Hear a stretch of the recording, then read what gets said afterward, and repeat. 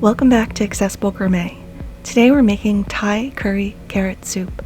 Here's everything you need to make this quick and easy one-pot meal.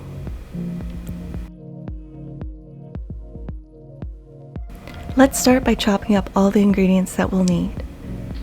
We're going to quarter 1 chili pepper and remove the seeds and ribs. The curry paste is going to add a lot of heat, so removing these will bring down the spice level. We're going to chop these into a small dice and place them in a bowl and set aside.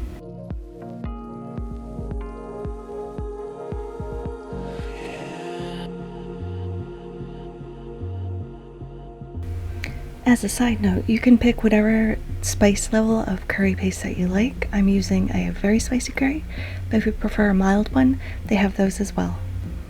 Next, half and peel 1 yellow onion. We want these in a small dice and pretty uniform in size because we want everything to cook evenly. We are going to puree all the ingredients in the soup later, but this just ensures that everything cooks at the same pace.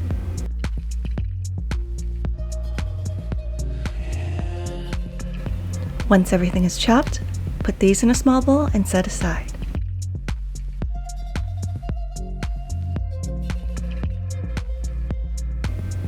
Next up, we're going to peel a medium-sized sweet potato, chop into a uniform small dice, put in a bowl, and also set this aside.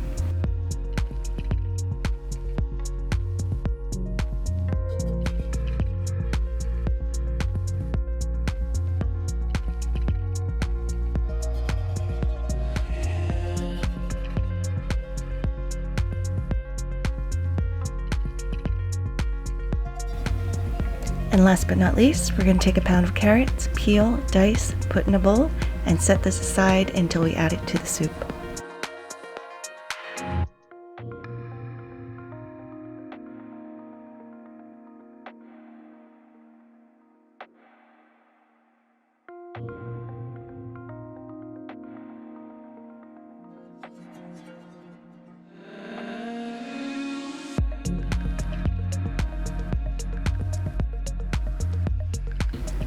Now we're ready to start cooking.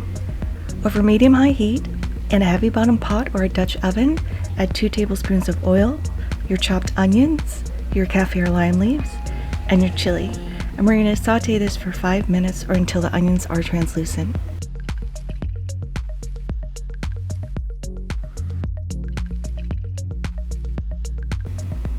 Once the onions are translucent, add 3 tablespoons of red Thai curry paste to the pot and let this cook down for another minute.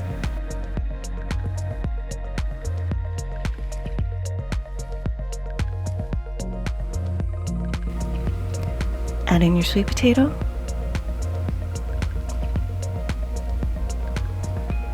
if you need to add more oil because it might be a little dry.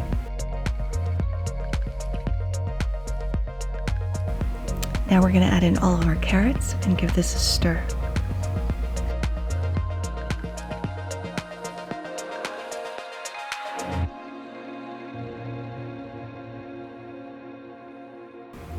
We just want to make sure all the vegetables are coated in the curry paste before we add 3 cups of vegetable stock.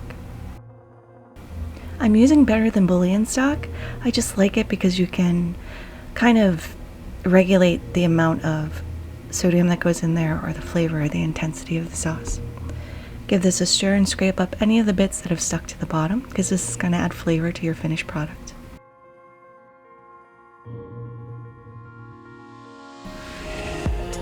I've added 2 cups of water to this mixture just because I found it a little too salty, and as it cooks down it's going to get even saltier, so I just wanted to temper the saltiness of the finished soup. So once we add the vegetable broth and the extra water, you want to turn this up to a higher temperature and bring it to a boil. Once it comes to a boil, we're going to turn it to medium-low and let it simmer for about 30 minutes, but we won't need to stir this occasionally just to make sure nothing's sticking to the bottom.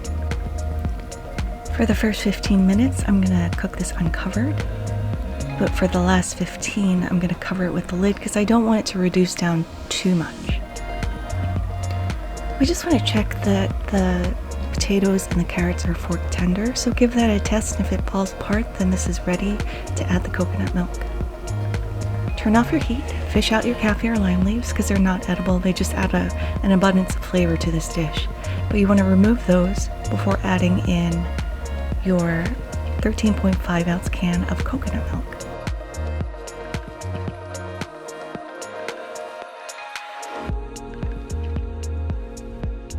Stir in your coconut milk until it's completely dissolved into your broth, and then either using a stick blender or an immersion blender, or if you're going to use a stand blender, let your soup cool first because it's going to explode if you try to blend it when it's too hot.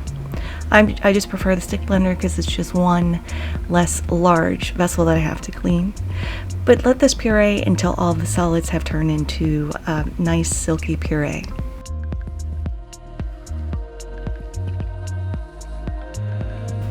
And there you have it, Thai curry carrot soup, a perfect one-pot meal for those busy weeknights or if you're craving something warm. Thank you so much for watching. If you liked this video, click the like button. If you loved it, subscribe because I put out new videos every week. Until next time, happy cooking!